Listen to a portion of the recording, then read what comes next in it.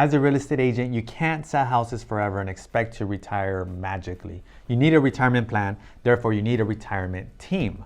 I'm Voltaire Lepe, CEO of Lepe Temo Properties, top 1% agent in San Diego County. And in this series, it's called How to Build Your Dream Team for Retirement.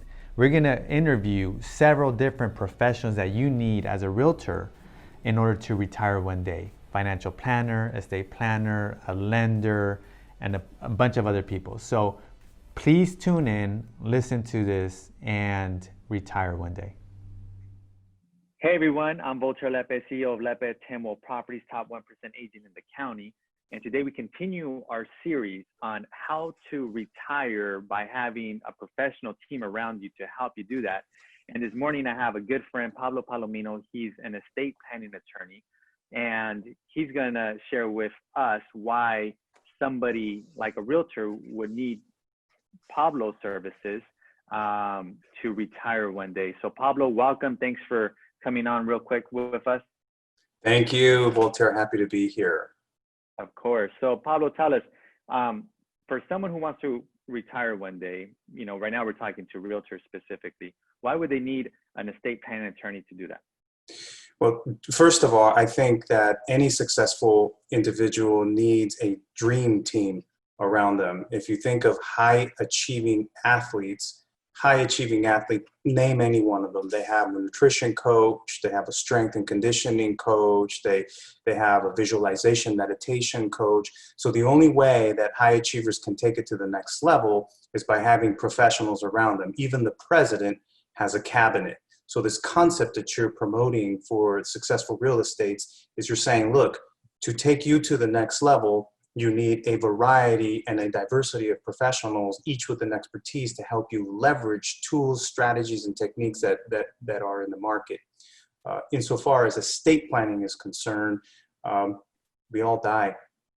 So the bottom line is you can't, no king has ever taken, well, maybe King Tut in his tomb, you might find gold and riches, but the concept is you never see a cash car behind a hearse, right? So right. An estate attorney will help order the finality of the wealth that would have been accumulated. And, you know, in a second here, I'll provide a couple of tips that every realtor should engage in. And again, with regard to accumulating wealth, someone like me can help the individual themselves and can also be a leverage point for future leads for their clientele base. Yeah, no, I think that's excellent. So in regards to passing away, everyone passes away. And I think a lot of, you know, if you ask anyone that's working really hard and either has a business or is accumulating real estate, you ask them, you know, why are you doing it? Why are you working so hard? 90-something%, you know, are going to say, well, my family. You know, I want to help my family. Or the other 5% might say, I want to help my community. So you're someone that they need as part of their dream team, like you mentioned, for them to leave that long-term generational wealth to their kids and family, and also maybe their community. So what are some steps that you think you particularly would be able to help them with that process? Well, because here's some specific concepts that every realtor should have in their back pocket. First of all vesting should be in trust, period. If people own their assets through corporations, the corporations ought to be in trust. If people are holding assets outright in their individual names, the vesting should be in trust. Why? Because it's the superior form of title. Vesting in trust allows you to prevent probate and to achieve greatest control of your assets, no matter what life throws at you. People die, people become incapacitated. So owning in trust is a very simple move that every single realtor should have as a foundation to whatever pyramid that they build. And as we know, the stronger the pyramid, the higher the tower. Another important tool that every successful realtor should have is a lot of successful people leverage other people's money. Successful realtors pool resources together. But oftentimes we don't consider, all right, if I'm partnering with you, Voltaire, I need to know that your estate affairs are in order, because I need to know if you, Voltaire, if you go down, That means what's happening to the control of your money. If I don't have confidence that there's some type of exit strategy, or that you, my partner, are not properly protected in your own affairs, then you probably don't make an ideal partner for me. And it's an uncomfortable conversation to have with your partners. But look, you're already commingling money. So this strategy is vetting your partner's own personal estate affairs, so that as you're in deal making, you don't end up with a situation where where there's a probate in the picture. The other strategies that are available are multi-generational. You talked about, most of us do it for our families. The rich get richer because there are tools in place for them. The concentration of wealth occurs through dynastic trusts. So the Trumps of the world, the Vanderbilts of the world, the ultra high net worth, what they do is they create trusts that last in perpetuity. So you can create a trust that is designed for great grandchildren. And this is again how we see that the one percenters become increasingly one percenters.